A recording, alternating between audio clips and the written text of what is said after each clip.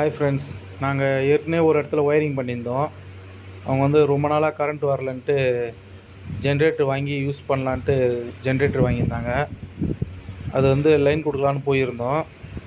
அந்த ஜென்ரேட்டர் எப்படி லைன் கொடுக்கணும்னு பார்க்கலாம். இப்போது முக்கியமாக வந்து எர்த்து கொடுத்துருங்க. இங்கே கொடுத்துருக்கும் பாருங்கள், ரைட் ஹேண்ட் சைடு. எர்த்து எப்பவுமே கன்ஃபார்மாக ஜென்ரேட்டருக்கு வந்து எர்த்து கொடுக்கணும்.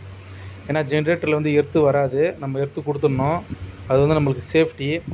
இங்கே பாருங்கள், ஜென்ரேட்டரில் எப்பவுமே பெட்ரோல் வந்து ஆஃபில் தான் இருக்கணும். தேவைப்படுறப்போ ஆன் பண்ணிக்கணும். அதே போல் வந்து சோக் வந்து தேவைப்படுறப்போ ஆஃப் பண்ணணும், ஆன் பண்ணணும். இது வந்து ரோப்பு வலித்து ஸ்டார்ட் பண்ணுறது. ஃபஸ்ட்டு ஸ்டார்டிங்கில் வலித்து தான் ஸ்டார்ட் பண்ணணும். இங்கே பாருங்கள் எப்படி யூஸ் பண்ணுன்ட்டு அவங்களே மேனுவல் கொடுத்துருக்காங்க பாருங்கள். ஃபஸ்ட்டு ஆயில் செக் பண்ணணும், அப்புறம் பெட்ரோல் செக் பண்ணணும், அன்ப்ளக் எலக்ட்ரிக் ஒயரை அன்ப்ளக் பண்ணணும், அவுட்புட்டை, அப்புறம் ஃபியூல் ஆன் பண்ணணும், அப்புறம் சோக்கு, அதுக்கப்புறம் இன்ஜின் சுவிட்ச் இருக்குது பாருங்கள். ஸ்டார்ட் பண்ணால் ஸ்டார்ட் ஆகிடும். அதுக்கப்புறம் சோக் ஓப்பன் பண்ணணும். அதே போல் ஆஃப் பண்ணுறப்போ பெட்ரோல் ஆஃப் பண்ணிட்டு ஆஃப் பண்ணிடணும். சுவிட்ச் ஆஃப் பண்ணால் இங்கே ஃப்ரண்ட்டில் இருக்குது பாருங்கள், இந்த சுவிட்ச் தான். இதில் செல்ஃபும் இருக்குது, அப்படி ஸ்டார்ட் பண்ணலாம். இது வந்து ஆயில் ஊற்றுற இடம். இது வந்து பேட்ரி ஸ்டார்ட் ஆகிறதுக்கு. இதுதான் ஜென்ரேட்டர்லேருந்து அவுட்புட் எடுத்து கரண்ட்டு நம்ம வீட்டுக்கோ இல்லை வேறு எதுக்காகவோ எலக்ட்ரிக் யூஸ் பண்ணுறது. 2 ப்ளக் கொடுத்துருக்காங்க. வீடியோ பிடிச்சிருந்தால் லைக் பண்ணுங்கள், ஷேர் பண்ணுங்கள், சேனலை சப்ஸ்கிரைப்